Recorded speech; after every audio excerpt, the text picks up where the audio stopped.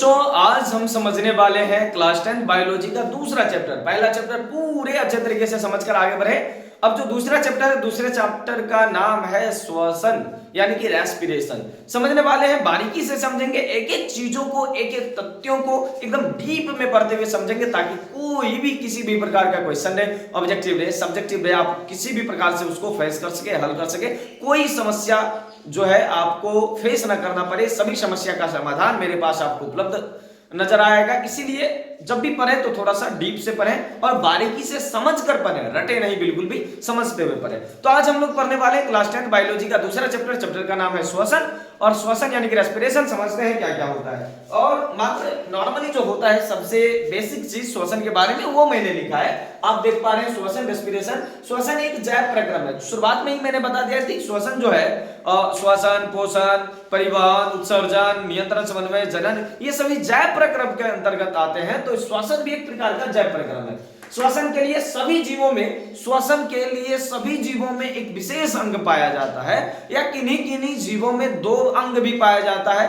ये आम बात है कई कई जीवों में। तो श्वसन के लिए सभी जीवों में एक विशेष अंग पाया जाता है। जैसे अच्छा, ये अंग है क्या जिनसे श्वसन लेता है सभी जीव? तो जैसे हो गया श्वास नली, गिल्स, त्वचा, फेफड़ा, ये ऐसे ऐसे अंग हैं जो श्वसन अंग कहलाते हैं, जो अलग अलग जीवों में पाए जाते हैं। अब हम समझते हैं आखिर श्वसन से कर रहे हैं, वो कर रहे हैं, लेकिन ये श्वसन है क्या? श्वसन है क्या? तो इसको समझते हैं रेस्पिरेशन। What is respiration?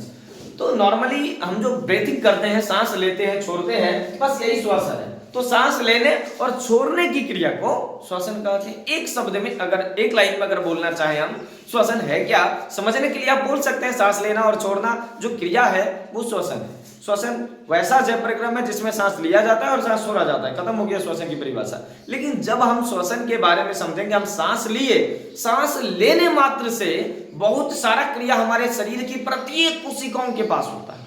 सांस लेने में हमारे शरीर की प्रत्येक कोशिकाओं के माइटोकॉन्ड्रिया में ऊर्जा उत्पादन होता है, और उसके बाद दूसरा कार्य भी होता है। दूसरा कार्य क्या होता है? जब ऊर्जा उत्पादन हो जाता है तो उससे उत्पन्न कार्बन डाइऑक्साइड हमारे शरीर से बाहर भी निकलता है। तो इस प्रकार से हम अगर श्वसन की परिभाषा को डिटेल से अगर पढ़ेंगे, डिटेल से बोलेंगे तो क्या बोलेंगे? बोलेंगे श्वसन वैसी क्रियाओं का सम्मिलित रूप है जिसमें हम बाहरी वातावरण से हवा में क्या तो ऑक्सीजन ग्रहण करते हैं, और प्रत्येक कोशिका उस ऑक्सीजन का उपयोग माइटोकॉन्ड्रिया में, पहले कोशिका तरफ फिर माइटोकॉन्ड्रिया में जाकर ऊर्जा उत्पादन के लिए करता है, और उसी क्रिया से उत्पन्न कार्बन डाइऑक्साइड को पुनः शरीर से बाहर निकाला जाता है। इस प्रकार श्वसन दो चरणों में संपन्न हो पाई, दो अवस्थाओं में संपन्न हो पाई।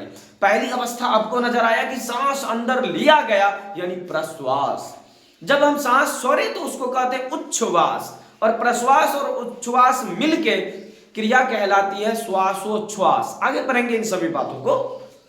तो श्वसन की परिभाषा क्या है? श्वसन वैसी प्रक्रियाओं का सम्मिलित रूप है जिसमें जीव बाहरी वातावरण से ऑक्सीजन गैस ग्रहण करके उनका उपयोग ऊर्जा उत्पादन के लिए करते हैं, और इस क्रिया से उत्पन्न कार्बन डाइऑक्साइड को शरीर से बाहर निकालने का काम किया जाता है। ये श्वसन है। श्वसन दो प्रकार के होते हैं, एक होता है अवायवीय श्वसन, दूसरा होता है वायवीय श्वसन।